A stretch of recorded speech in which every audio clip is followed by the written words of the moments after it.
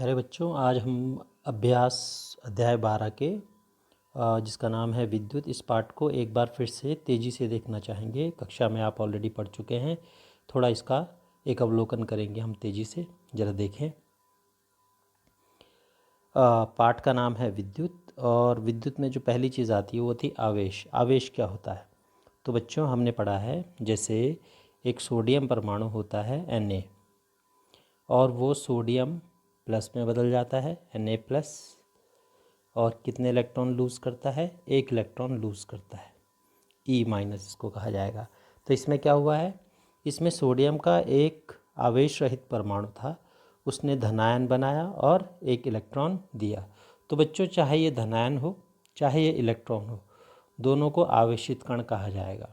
तो यानी उनके ऊपर जो इलेक्ट्रॉनों के आदान प्रदान से, इलेक्ट्रॉनों के देने से जो आवेश की प्राप्ति होती है, वही जो है इलेक्ट्रॉनों के द्वारा ही आवेश की प्राप्ति होती है। इसका मतलब अगर इलेक्ट्रॉन खोते हैं तो धनावेश आ जाता है, इलेक्ट्रॉन लेते हैं तो ऋणावेश आ जाता है। तो इसका मतलब जो आवेश है वो परमाणु का एक मूल कण हो सकता है, जो धनात्मक भी हो सकता है और ऋणात्मक भी हो सकता है। जैसे यहाँ पर एक इलेक्ट्रॉन ऋणात्मक कण है, तो सोडियम प्लस आयन जो है वो धनात्मक कण है। तो आवेश मीन्स क्या होता है? आवेश किससे सीधा सीधा संबंधित है? वो है इलेक्ट्रॉनों से। यानी जब कोई भी परमाणु इलेक्ट्रॉन दे देता है या इलेक्ट्रॉन ले लेता है तो उसमें आवेश की प्राप्ति उसको हो जाती है। ये आवेश उतने के बराबर होता है जितने इलेक्ट्रॉन वो लेता या देता है। तो हम सीधा समझ सकते हैं कि किसी भी पदार्थ में आवेश क्यों है? क्योंकि उसमें इलेक्ट्रॉन्स होते हैं, वो इलेक्ट्रॉनों का आदान प्रदान करता है, इस वजह से उसमें आवेश आ जाता है।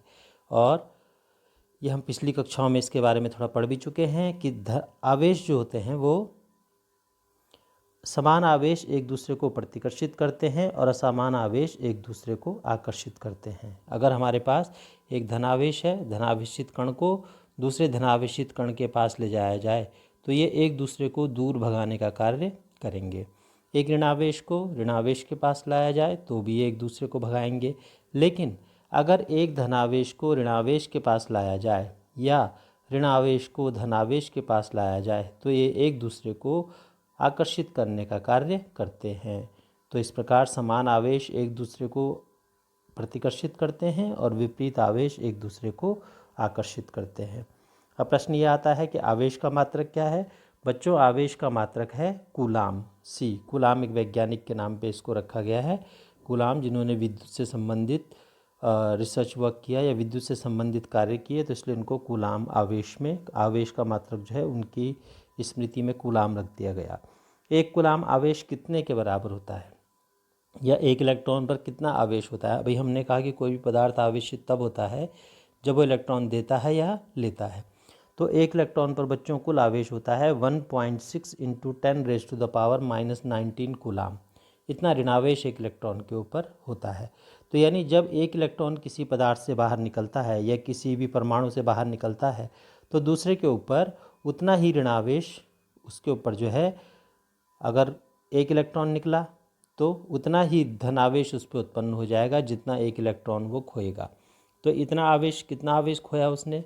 1.6 इंटू 10⁻⁻19 कूलाम का। तो उतना ही धनावेश, यानी 1.6 इंटू 10⁻⁻19 कूलाम का धनावेश उसके ऊपर आ गया और ये ऋणावेश उसने खो दिया। तो इस तरह आवेश की गणना की जाती है। एक इलेक्ट्रॉन पर आवेश हमें पता होना चाहिए कि 1.6 इंटू 10⁻⁻19 कूलाम के बराबर होता है। अब अगर हमें ऐसे ऐसे इलेक्ट्रॉनों को जोड़कर एक कूलाम आवेश बनाना हो तो एक कूलाम आवेश बनाने के लिए हमें 6 गुणा 10⁻18 इलेक्ट्रॉनों की आवश्यकता होगी।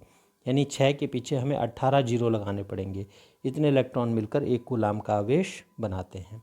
तो एक कूलाम आवेश बनाने के लिए असंख्य इलेक्ट्रॉनों की आवश्यकता पड़ती है। असंख्य भी कह सकते हैं, यानी बहुत सारे इलेक्ट्रॉनों की आवश्यकता पड़ती है।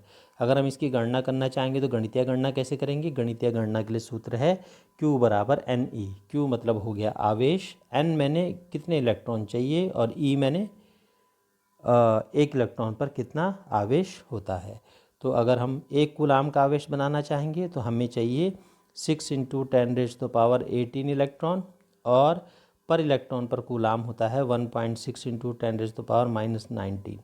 तो बच्चों, ये गुणा करने पर आप अगर देखेंगे तो 16 × 96 यानी 9.6 गुणा आ गया 10 की घात 19 में से 18 गया ऋण 1, यानी इसको हम भी लिख सकते हैं 9.6/10। तो बच्चों लगभग उत्तर आएगा 1। तो यानी 1 कूलाम आवेश बनाने के लिए हमें 6 गुणा 10 की घात 18 इलेक्ट्रॉन चाहिए, जबकि प्रत्येक इलेक्ट्रॉन पर 1.6 × 10⁻⁻19 कूलाम का आवेश चाहिए होता है। तो Q बराबर Ne सूत्र से हम नंबर ऑफ इलेक्ट्रॉन पता कर सकते हैं। अगर हमें केवल 1 इलेक्ट्रॉन पर आवेश पता है, कुल कूलाम पता है कि 1 कूलाम का आवेश चाहिए और 1 इलेक्ट्रॉन पर चार्ज 1.6 × 10⁻⁻19 कूलाम है, तो हमें इलेक्ट्रॉनों की संख्या निकलेगी हमारी 6 गुणा 10 की घात 18 इलेक्ट्रॉन। इतने इलेक्ट्रॉन हमको चाहिए होंगे 1 कूलाम आवेश बनाने के लिए। अब दूसरी चीज़ आती है विद्युत धारा। तो बच्चों जब भी किसी तार में इलेक्ट्रॉन्स बहते हैं तो इसका सीधा मतलब हो गया कि उसमें विद्युत धारा बह रही है। अब देखिए कोई तार है, उस तार में इलेक्ट्रॉन्स होते हैं। अभी आपको कहा कि प्रत्येक परमाणु जो होता है इलेक्ट्रॉन्स का बना होता है। इन इलेक्ट्रॉन को कहा जाता है मुक्त इलेक्ट्रॉन। मुक्त मैंने फ्री, ये इलेक्ट्रॉन फ्री हैं एक जगह से दूसरी जगह जाने के लिए, मुक्त इलेक्ट्रॉन इनको कहा जाता है। ये मुक्त इलेक्ट्रॉन उसी दिशा में भागते हैं जिधर इनके विपरीत आवेश होता है। अब इलेक्ट्रॉन पे कौन सा आवेश होता है हमें मालूम, ऋण आवेश होता है। तो ये तार के धन सिरे की ओर भागेंगे, ऋण सिरे से धन सिरे की ओर। लेकिन जो विद्युत धारा होगी वो उल्टी बहेगी, वो धन से ऋण की ओर बहेगी। तो यानी विद्युत धारा की दिशा इलेक्ट्रॉनों की दिशा के विपरीत होती है। अगर इलेक्ट्रॉन ऋण हैं, ऋण पे ज़्यादा है, यहाँ पर डेंसिटी ज़्यादा है ऋण वाले पे, या ऋण जो है इसमें इलेक्ट्रॉन स्वतंत्र हैं और इसको बैटरी से जोड़ दिया जाए ऋण और धन वाली, तो ये ऋण टर्मिनल हो गया, ये धन टर्मिनल हो गया, इससे इसको जोड़ दिया जाए तो जो धन वाला सिरा होगा उस सिरे की ओर इलेक्ट्रॉन भागना शुरू कर देंगे, क्योंकि वो ऋण आवेशित हैं। तो इलेक्ट्रॉन्स जो होते हैं वो हमेशा विपरीत दिशा में भागते हैं, यानी वो ऋण से धन की ओर जाते हैं। जबकि विद्युत धारा जो होती है वो इलेक्ट्रॉनों की दिशा के विपरीत चलती है, यानी धन से ऋण की ओर चलती है। तो ये चीज़ हमें समझनी चाहिए कि आवेश के प्रवाहित होने की दर को विद्युत धारा कहते हैं। दर मैंने होता है कुल आवेश, कितना आवेश हुआ उसको जब हम समय से भाग देते तो इसको कहा जाता है दर, यानी 1 सेकंड में कितना आवेश बह रहा है। अगर माना 1 सेकंड में 1 कूलाम ही आवेश बह रहा है, 1 सेकंड में 1 कूलाम आवेश बह रहा है, तो 1 में 1 का भाग देंगे कितना आएगा बच्चों, 1 आएगा। तो 1 एम्पियर की धारा बह रही होगी, ये कहने का मतलब है। तो आवेश को जब हम समय से भाग दे देते हैं तो हमें जो मात्रा मिलती है उसको हम विद्युत धारा कहते हैं। तो इसका सूत्र हो गया I बराबर Q/T। I मैंने विद्युत धारा, Q मीन्स आवेश, T मीन्स समय। परीक्षा में प्रश्न आता है विद्युत धारा किसे कहते हैं। परीक्षा में आपको जो पूछने लायक चीज़ है इसमें थोड़ा ऊपर से देखें तो ये है कि 1 कूलाम में कितने इलेक्ट्रॉन्स होते हैं, ये परीक्षा में पूछा जाता है, इसको याद कर लेंगे। 1 इलेक्ट्रॉन पर कितना आवेश होता है, ये भी परीक्षा में पूछने योग्य प्रश्न है। आगे जो प्रश्न पूछा जाएगा परीक्षा में वो इसमें यह है कि विद्युत धारा किसे कहते हैं। तो विद्युत धारा किसे कहते हैं, आवेश के प्रवाहित होने की दर को विद्युत धारा कहते हैं। विद्युत धारा बराबर आवेश बटे समय, I बराबर Q/T। और विद्युत धारा का जो मात्रक होता है वो होता है एम्पियर, इसे कैपिटल A से दर्शाते हैं। तो ये चीज़ आपने इसमें याद करनी है। आगे चेक करेंगे, अगर कोई पूछेगा कि 1 एम्पियर कितना होता है तो 1 कूलाम प्रति सेकंड को 1 एम्पियर कहते हैं। 1 एम्पियर बराबर 1 कूलाम पर सेकंड, यानी जब हम 1 कूलाम का आवेश 1 सेकंड में किसी तार में बहाते हैं तो उसमें 1 एम्पियर की धारा उत्पन्न होती है। यह आपको पूछा जाएगा। आगे देखें, आगे जो बिंदु है वो है कि विद्युत धारा को नापेंगे कैसे। तो बच्चों विद्युत धारा को नापने के लिए एक यंत्र का इस्तेमाल किया जाता है जिसे हम कहते हैं एमीटर। इसे ए साइन द्वारा दिखाते हैं, जो कि एक वृत्त के अंदर लिखा होता है जिस पे एक तरफ प्लस और दूसरी तरफ माइनस साइन होते हैं। ये जो है एमीटर, इसको हमेशा विद्युत धारा के श्रेणी क्रम में ही जोड़ा जाता है। श्रेणी क्रम में याद रखना है, इसको हमेशा श्रेणी क्रम में ही जोड़ा जाता है। ये किसका मापन करता है, ये विद्युत धारा का मापन करता है, एमीटर ए। तो इसको जो है, इसमें जब करंट बहता है प्लस से माइनस की ओर तो ये विद्युत को नोटिस कर लेता है और उतनी रीडिंग आपको बता देता है कि कितना करंट उसमें बह रहा है। तो एमीटर का क्या होता है, इसका प्रतिरोध बहुत कम होता है, यानी ये ऊर्जा की हानि बहुत कम करता है और हमेशा श्रेणी क्रम में जुड़ा रहता है। एमीटर को ए से दर्शाते हैं। एमीटर जो है विद्युत धारा का मापन करता है। परीक्षा में पूछा जाता है विद्युत धारा को नापने वाले यंत्र का नाम बताएं, एमीटर। और इसे किस क्रम में जोड़ा जाता है, इसको हमेशा श्रेणी क्रम में जोड़ा जाता है। तो ये हम पहले भी बता चुके हैं कि इलेक्ट्रॉनों की बहने की दिशा के विपरीत ही धारा बहती है। यानी इलेक्ट्रॉन अगर माइनस से प्लस की ओर जा रहे हैं, माइनस से प्लस की ओर जा रहे हैं, अगर ये इलेक्ट्रॉन चल रहे हैं तो धारा हमेशा प्लस से माइनस की ओर चलेगी। इसको आई से दर्शाएंगे तो धारा हमेशा प्लस से माइनस की ओर चलती है। इस प्रकार इलेक्ट्रॉनों की गति के विपरीत जो है विद्युत धारा चलती है। विद्युत धारा की दिशा इलेक्ट्रॉनों की प्रवाहित होने की दिशा के विपरीत मानी जाती है। तो इस तरह हम सीधे सीधे कह सकते हैं कि विद्युत धारा जो है वो जिधर इलेक्ट्रॉन जाते हैं ठीक उसके उल्टे ही चलती है। आगे देखेंगे कि विभवांतर किसे कहेंगे। विभवांतर का मतलब हो गया बच्चों कि माना आपने एक तार के अंदर करंट बहाया, एक इलेक्ट्रॉन यहाँ पर था, एक इलेक्ट्रॉन यहाँ, इस इलेक्ट्रॉन को यहाँ से उठाकर यहाँ तक लाया गया। अब इलेक्ट्रॉन धन की तरफ आया है ऋण से, तो माना एक इलेक्ट्रॉन नहीं है, ये 6 × 10⁻18 इलेक्ट्रॉन है, यानी 1 कूलाम के बराबर इलेक्ट्रॉन है ये। इतने आवेश को जब आप यहाँ से यहाँ तक लेके आओगे तो इसमें आपको जितना कार्य करना पड़ता है, यानी इसमें W का जो मान होगा और जितना आपका समय लगेगा, उन दोनों को भाग दे दोगे तो आपको पता लग जाएगा कि उसके बीच में विभवांतर कितना है, यानी इस बिंदु से इस बिंदु के बीच में वोल्टेज कितना है। इसको नापने के लिए, वोल्टेज डिफरेंस को नापने के लिए, विभवांतर नापने के लिए आपको वोल्ट मीटर का इस्तेमाल करना पड़ता है, जिसमें भी एक प्लस और एक माइनस जो है 2 टर्मिनल होते हैं। वोल्ट मीटर आपको ये बताता है कि किसी तार के 2 बिंदुओं के बीच विभव का अंतर कितना है, वोल्टेज का डिफरेंस कितना है। तो विभवांतर क्या कहेंगे हम कि एक इकाई आवेश को एक बिंदु से बिंदु ए से बिंदु बी तक लाने में जितना कार्य करना पड़ता है उसी को ही हम कहते हैं, जितना कार्य यानी कूलाम कार्य, आपको कूलाम आवेश हो गया और कार्य हो गया।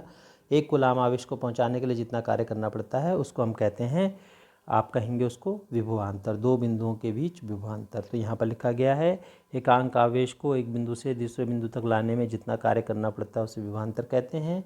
तो V का सूत्र हो गया V = W/Q। Q हो गया आवेश, ये Q है बच्चों, Q। तो V = W/Q। W का मात्रक होता है कार्य, कार्य का मात्रक होता है जूल, और कूलाम जो होता है आवेश का मात्रक होता है। तो जूल प्रति कूलाम को वोल्ट भी लिखा जाता है शॉर्ट में।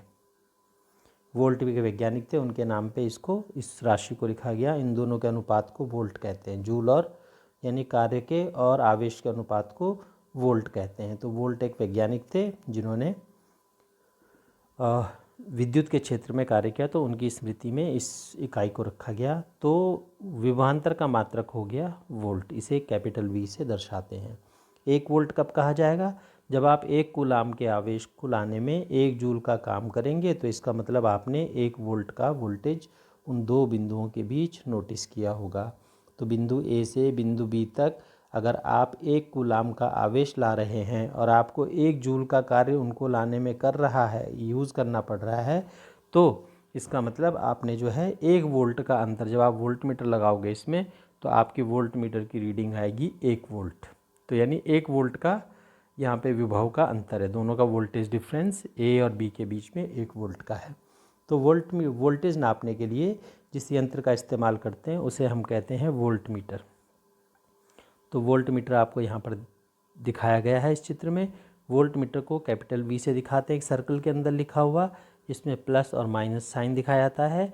वोल्ट मीटर जो है विभवांतर नापने की युक्ति है, इसका प्रतिरोध बहुत ज़्यादा होता है। ये इसलिए होता है ताकि इसके अंदर से कोई करंट पास ना हो, मिनिमम करंट का यूज़ कर पाए। और हमेशा इसको पार्श्वक्रम में जोड़ा जाता है। पार्श्वक्रम का मतलब कोई तार जा रही है, उसके 2 बिंदुओं के बीच में एक अतिरिक्त तार लगाकर इसको जोड़ा जाता है। तो दोनों बिंदुओं में अतिरिक्त तार लगाने का मतलब, माना है प्लस टर्मिनल है, माइनस टर्मिनल है, तो इसका प्लस इसके प्लस से, इसका माइनस इसके माइनस से, और करंट जो है प्लस से माइनस की ओर बह रहा होगा।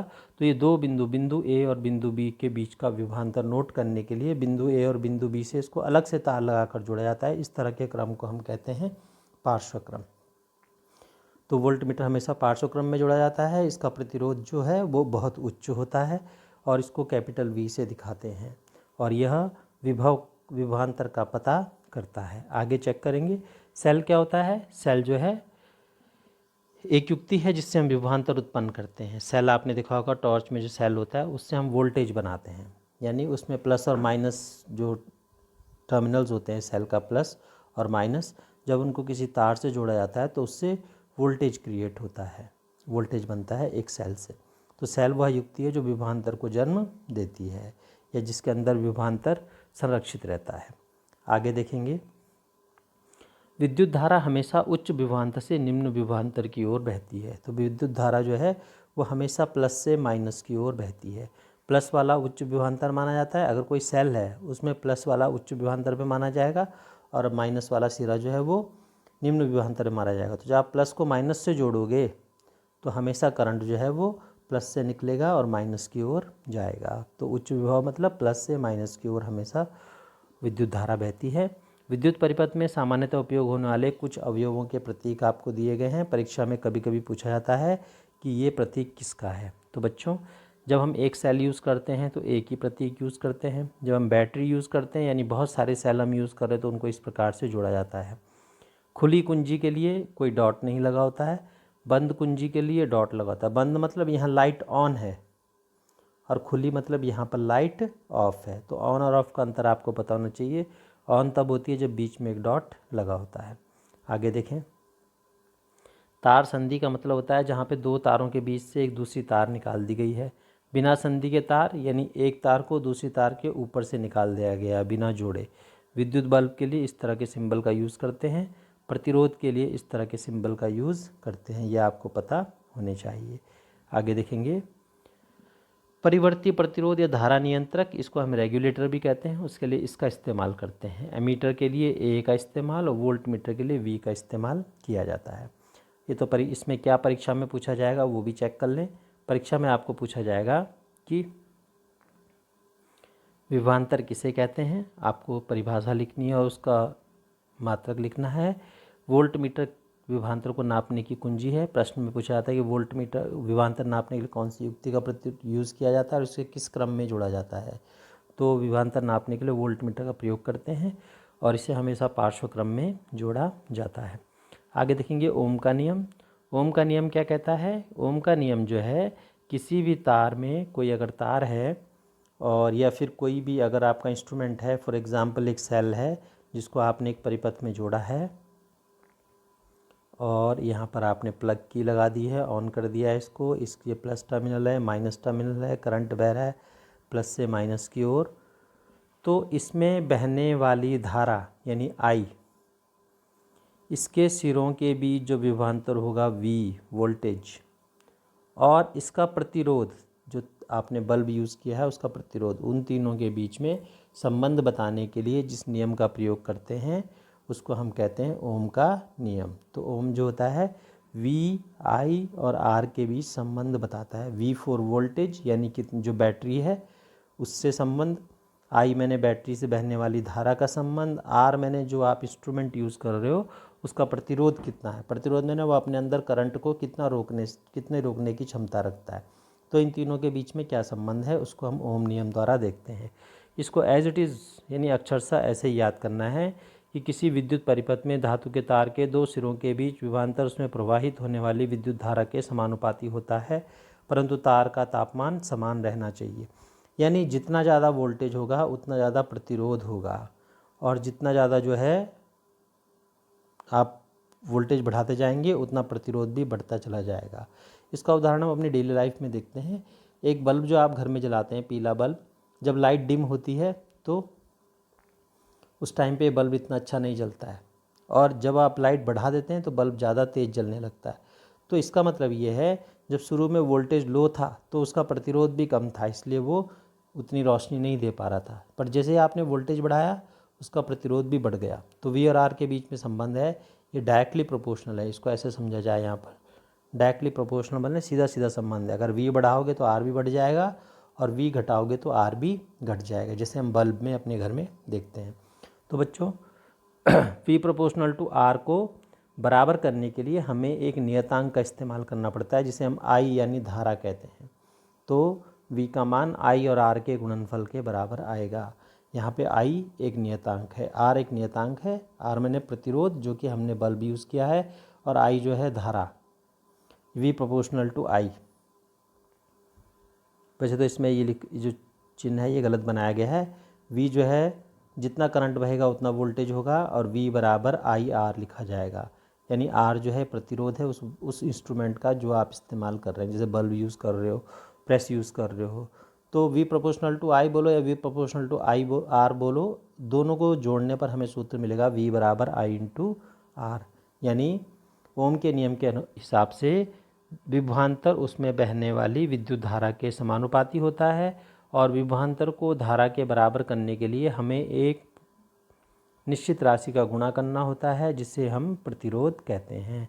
तो R एक नियतांक है जिसे उस तार का प्रतिरोध कहा जाएगा जिसे इंस्ट्रूमेंट में आप यूज़ कर रहे हैं। जैसे आप बल्ब यूज़ करें तो बल्ब के तार का प्रतिरोध कहा जाएगा। तो जैसे जैसे हम विभवांतर बढ़ाते जाएंगे धारा भी बढ़ती चली जाएगी। ऐसा इस ग्राफ द्वारा दिखाया गया है। इसमें जो है धारा का मान 0 से 1, 2, 3, 4, 5 और प्रतिरोध का मान 1, 2, 3, 4, 5। ये विभवांतर धारा का मान और विभवांतर का मान, सॉरी। तो धारा तो आप बढ़ाएंगे, माना 1 ampere, 2 ampere, 3 ampere, 4 ampere, 5 ampere, और विभवांतर 1 volt, 2 volt, 3 volt, 4 volt, 5 volt. तो जब हम एक ग्राफ खींचेंगे और हमें डॉट्स मिलेंगे इसके ग्राफ प्लॉट करने पर, तो हम पाएंगे कि एक सीधी रेखा हमको प्राप्त होती है। यह सीधी रेखा जो है R को दर्शाती है। तो V बराबर V प्रोपोर्शनल टू I, यानी V और I के बीच में एक निश्चित अनुपात बना रहता है। इसी को हम तार का प्रतिरोध कहते हैं। तो ओम का नियम जो है हमें किसके संबंध में बताता है? V और I के बीच के संबंध के बारे में बताता है। परीक्षा में आने वाला बहुत महत्वपूर्ण प्रश्न है। ओम का नियम लिखिए और पूरा नियम आपको अक्षर से याद करना है। आगे देखेंगे प्रतिरोध क्या होता है। प्रतिरोध बच्चों किसी भी तार का वह गुण है, किसी भी चालक का वह गुण है जिसके कारण वो अपने बहने वाली धारा का विरोध करता है। SI मात्रक जो है इसका ओम है। 1 ओम 1 वोल्ट एम्पियर के बराबर होता है। तो इसको हम V बराबर I इंटू R से भी समझ सकते हैं। R ये प्रतिरोध हमने कहा था, तो I कहाँ चला जाएगा? यहाँ पर अपॉन में चला जाएगा। तो R बराबर हो जाएगा V अपॉन I, यानी बटे में चला जाएगा। V हो गया वोल्टेज और I हो गया एम्पियर यानी करंट। तो अगर हम 1 वोल्ट का वोल्टेज दें किसी बैटरी से और उससे 1 एम्पियर का करंट बन रहा हो, तो इसका मतलब जो हमने इंस्ट्रूमेंट यूज़ किया है, बल्ब यूज़ किया है, उसका प्रतिरोध कितना आना चाहिए? 1 ओम के बराबर आना चाहिए। तो 1 ओम को परिभाषित कैसे करेंगे कि जब हम किसी बैटरी से 1 वोल्ट की धारा निकाल रहे हों और उससे 1 वोल्ट का विभवांतर निकाल रहे हो और उससे 1 एम्पियर की धारा बन रही हो, तो इसका मतलब ये है कि आपका जो प्रतिरोध है उस चालक का प्रतिरोध जो है वो 1 ओम कहलाया जाएगा। तो अगर चालक के सिरों के बीच 1 वोल्ट का विभवांतर है और उसमें 1 एम्पियर की धारा बह रही है, तो इसके 1 ओम जो है उसका प्रतिरोध कहा जाएगा। तो प्रतिरोध जो है चालक का वह गुण है जिसके कारण वह उसमें बहने वाली धारा का विरोध करता है। प्रतिरोध का SI मात्रक ओम है जिसे ओमेगा साइन द्वारा दर्शाया जाता है। 1 एम्पियर किसे कहते हैं? एज इट इज़ अभी आपको बताया गया कि 1 एम्पियर की धारा को बहाने के लिए और 1 वोल्ट के विभवांतर को उत्पन्न करना हो, तो यानी उसका प्रतिरोध जो है 1 ओम होगा चालक तार का। बच्चों अगला प्रश्न है धारा नियंत्रक किसको कहते हैं? इसको सामान्य भाषा में रेगुलेटर भी कहते हैं। धारा नियंत्रक परिपथ में प्रतिरोध को परिवर्तित करने के लिए प्रयोग की जाने वाली एक युक्ति है, इसे धारा नियंत्रक कहते हैं। तो ये प्रतिरोध को बदल सकता है। इसका मतलब जो भी आपका चालक होगा उसमें बहने वाली धारा जो है वो उसके हिसाब से बदल जाती है जब प्रतिरोध को हम बदल देते हैं। क्योंकि V बराबर क्या होता था? IR, तो I बटे में जाएगा, तो V बटे I, V बराबर I, V बटे I बराबर R। यानी अगर आप I बढ़ा दोगे तो R घट जाएगा और I घटा दोगे तो R बढ़ जाएगा। तो R को हम परिवर्तित करते हैं तो I भी परिवर्तित होता चला जाता है। तो धारा नियंत्रक का कार्य यही है। तो धारा नियंत्रक जो है वो R को कम ज़्यादा करता रहता है, यानी प्रतिरोध को बढ़ाता घटाता रहता है। उसके हिसाब से करंट का मान भी बढ़ता घटता चला जाता है। तो प्रश्न ये भी पूछा जाता है कि किसी चालक तार के लिए प्रतिरोध किन कारकों पर निर्भर करता है? तो बच्चों सबसे पहले होता है चालक कितना लंबा है। जितना लंबा तार होगा, छोटे तार और लंबे तार में लंबे तार का प्रतिरोध क्या होगा, अधिक होगा। आर का, ये माना इसका प्रतिरोध आर है, इसका आर डैश है, तो आर डैश बड़ा होगा आर से। नंबर 2, दूसरी चीज़, अनुप्रस्थ काट के क्षेत्रफल, यानी जितना मोटा तार होगा उतना उसका प्रतिरोध जो है वो उतना कम होगा। अगर हम एक बहुत मोटा तार ले लेंगे और बहुत पतला तार लेंगे तो बच्चों पतले तार का प्रतिरोध अधिक होगा और मोटे तार का प्रतिरोध कम होगा। नंबर 3, तापमान के समानुपाती। अगर एक ठंडा तार है तो उसका प्रतिरोध कम होगा और एक गर्म तार है तो उसका प्रतिरोध क्या होगा, ज़्यादा होगा। और पदार्थ की प्रकृति किस प्रकार की है, यानी वो सुचालक है या कुचालक है। अगर सुचालक होगा तो उसका प्रतिरोध कम होगा और कुचालक होगा तो उसका प्रतिरोध बहुत ज़्यादा होगा। इसीलिए प्लास्टिक में करंट क्यों नहीं बहता, क्योंकि कुचालक है, क्योंकि उसका प्रतिरोध बहुत ज़्यादा है। सुचालक, अगर आप बोलें कि तांबे में करंट क्यों बहता है, क्योंकि सुचालक है, उसका प्रतिरोध निम्न है। तो इस प्रकार सुचालक और कुचालक के बीच का संबंध यहाँ पर पदार्थ की प्रकृति के आधार पर होता है। आगे देखेंगे, विद्युत प्रतिरोधकता। 1 मीटर लंबे घन के विपरीत फलकों में धारा गुजारने पर जो प्रतिरोध उत्पन्न होता है उसे विद्युत प्रतिरोध, उससे प्रतिरोधकता कहलाता है। 1 मीटर भुजा वाले घन के विपरीत फलकों में, अगर 1 मीटर, हालांकि आप प्रतिरोधकता वह गुण है जो प्रतिरोध का मापन है एक तरीके का। तो प्रतिरोधकता जो है हमें ये बताती है कि कोई पदार्थ जो है वो कितना प्रतिरोध शो करेगा। तो 1 मीटर भुजा वाले घन के विपरीत फलकों से धारा गुजरने पर जो प्रतिरोध उत्पन्न होता है, यानी इससे, इस वाले फलक से और इस वाले फलक में, दो पॉजिटिव में जब हम करंट बहाएंगे तो जितना प्रतिरोध उत्पन्न होगा वो उसकी प्रतिरोधकता कही जाएगी। इसकी प्रतिरोधकता की परिभाषा यहाँ पर ये दी गई है। प्रतिरोधकता क्या होता है, एक नैसर्गिक गुण है पदार्थ का। इसका मतलब ये है कि ये पदार्थ के, जिस पदार्थ को आप लेंगे उसकी प्रतिरोधकता बढ़ाई घटाई नहीं जा सकती। जैसे हमने प्रतिरोध को बढ़ा घटा दिया था अभी, प्रतिरोधकता एक नैसर्गिक गुण है और जो पदार्थ की लंबाई या मोटाई के हिसाब से बढ़ती घटती नहीं है, और ये तापमान के साथ परंतु थोड़ा सा इसमें परिवर्तन देखने को मिलता है। तो प्रतिरोधकता चालक की लंबाई और अनुप्रस्थ तार के क्षेत्रफल के साथ नहीं बदलती है और तापमान के साथ परिवर्तित होती है। धातुओं, मिश्र धातुओं का परिसर जो है वो 10⁻8 से 10⁻6 ओम मीटर तक होता है। ये धातुओं के लिए जो अच्छी चालक होती हैं। मिश्र धातुओं की प्रतिरोधकता उनके अवयवी धातुओं से अपेक्षाकृत अधिक होती है। तो अगर हम मिश्र धातु बना रहे हैं तो इसका मतलब उसकी प्रतिरोधकता जो होगी वो अपने जो जिन धातुओं से मिलकर बनी है उससे थोड़ा ज़्यादा होगी। मिश्र धातुओं का उच्च तापमान पर शीघ्र ही अपचयन नहीं होता है, अतः इनका उपयोग तापक नियुक्तियों में किया जाता है।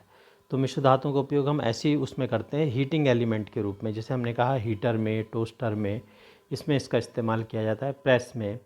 तो इन चीज़ों में जो है मिश्र धातुओं का इस्तेमाल क्यों करते हैं, क्योंकि इनका उच्च ताप पर भी आसानी से उपचयन नहीं होता, ये ऑक्सीकृत नहीं होती हैं, इस वजह से इनका इस्तेमाल किया जाता है।